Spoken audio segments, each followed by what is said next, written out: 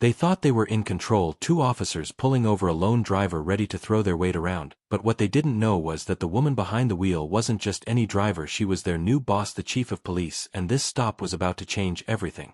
Kendra Hayes had always been a woman of quiet strength, a woman who knew what it meant to rise above. After years of hard work, today marked the beginning of a new chapter, her first day as the chief of police in the bustling town of Cedar View. It was an achievement she had fought for, overcoming countless barriers, including a justice system that seemed to be built on keeping her and others like her down.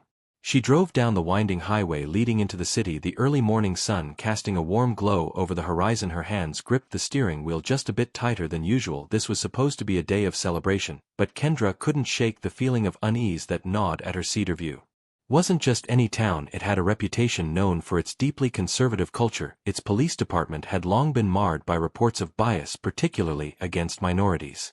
Kendra had read the reports, heard the stories. Many officers had voiced their displeasure at her appointment, a black woman taking the helm of their department, but Kendra wasn't one to back down. She approached a traffic light that was just about to turn red. A flash of blue and red lights illuminated her rearview mirror. A patrol car pulled up behind her, sirens blaring. Instinctively, Kendra's heart rate quickened. She knew this was no coincidence. She pulled over to the side of the road, the grass on the shoulder crunching beneath her tires. Two officers, both white, stepped out of the vehicle.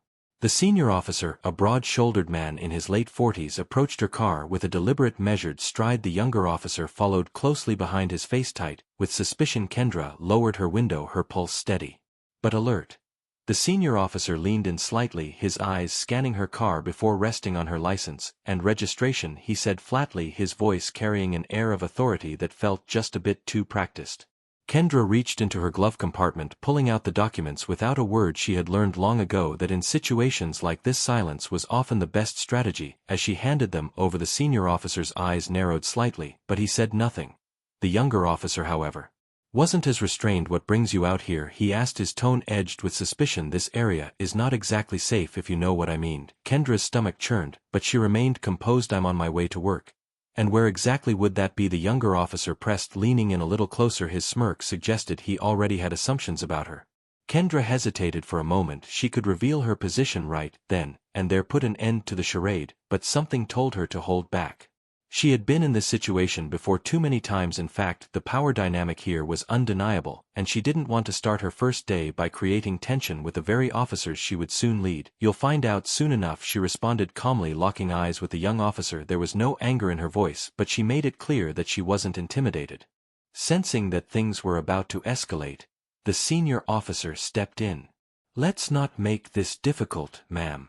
We can take this further if need be." There it was, the veiled threat, the subtle flex of authority. Kendra felt her patience thinning.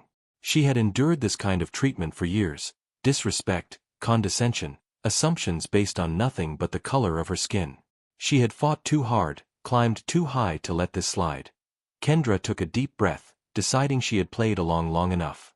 "That won't be necessary," she said firmly. "I'm Chief Kendra Hayes. I suggest you rethink how you're handling this situation." The shift in the air was palpable. Both officers froze. The senior officer blinked in confusion, his brows furrowing as the realization hit him like a punch to the gut. The younger officer's smug expression vanished, replaced with shock and a hint of panic. "You're the chief?" the senior officer stammered, clearly caught off guard. "Yes," Kendra said, her voice unwavering. "And I'd like to know why exactly I was stopped, and why this line of questioning is even happening." For a moment, neither officer spoke. The younger one fumbled with his words, trying to come up with an excuse. But the damage was already done. The power dynamic had shifted, and they knew it. The senior officer cleared his throat, struggling to regain his composure. "There must have been a misunderstanding." "No, this isn't a misunderstanding," Kendra interrupted, her tone sharp. "This is exactly the problem. You stop people like me without cause, make assumptions, and try to flex your authority because you think you can get away with it." The senior officer opened his mouth to protest, but no words came out. He knew she was right. Kendra's calm, unflinching demeanor only made their behavior look worse. "You see," she continued, eyes locked on theirs, "it's officers like you who make people distrust the system. And it's people like me who are here to change that." Both officers stood in silence, their faces drained of color. Kendra could feel the weight of the moment sinking in. This wasn't just about her, it was about every person who had been unjustly stopped, questioned, and harassed because they didn't fit someone's narrow idea of who belonged in certain spaces. She stepped out of the car, standing tall as she addressed them. "You'll be reporting to me personally for the next few weeks. I'll be reviewing every traffic stop you make, and I suggest you think long and hard about how you handle yourselves from now on." The senior officer finally found his voice. We didn't mean any disrespect, Chief. It won't happen again." Kendra nodded, though she knew his words were empty. It would happen again. Maybe not with these two, but with others. That's why she was here, to root out the deep-seated prejudice that had plagued Cedar View's police force for too long. "Good," she said quietly before turning back to her car. She drove away. Kendra allowed herself a moment to breathe. She had won this round, but there would be many more battles ahead. Her position as chief of police was more than just a title, it was a responsibility. A responsibility to make sure that no one else had to endure what she had just experienced. Later that day, Kendra gathered the department for her first meeting. The tension in the room was thick as she stood in front of the officers, her presence commanding the attention of everyone present. She recounted the events of that morning, leaving no detail unspoken. "I'm not here to embarrass anyone," she began, her voice steady. "But I am here to make it clear that this kind of behavior stops now. Every officer in this department will be held accountable for how they treat the citizens of Cedar View, regardless of their race, gender, or background." A murmur of unease swept through the room, but Kendra didn't flinch. She had spent her life fighting for justice, and she wasn't about to stop now.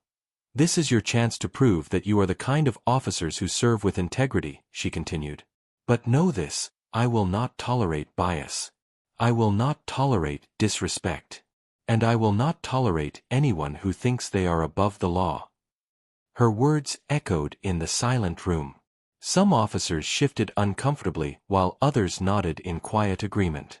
Kendra could tell who was ready to stand with her and who wasn't. But that didn't matter, she was ready for the challenge. Over the coming weeks, word of Kendra's encounter spread through the community. For some, it was a sign that change was finally coming. For others, it was a wake-up call. The media caught wind of the story, and soon Kendra became a symbol of what Cedar View needed. Someone unafraid to stand up to injustice, someone determined to reform a broken system. But Kendra knew this was only the beginning. There was still so much work to be done. Every stop, every encounter, every decision would be scrutinized. But she was ready. After all, she hadn't fought all these years to stay silent now. The fight for justice was far from over. But in that moment, driving away from those two humbled officers, Kendra knew one thing for certain. She was exactly where she needed to be.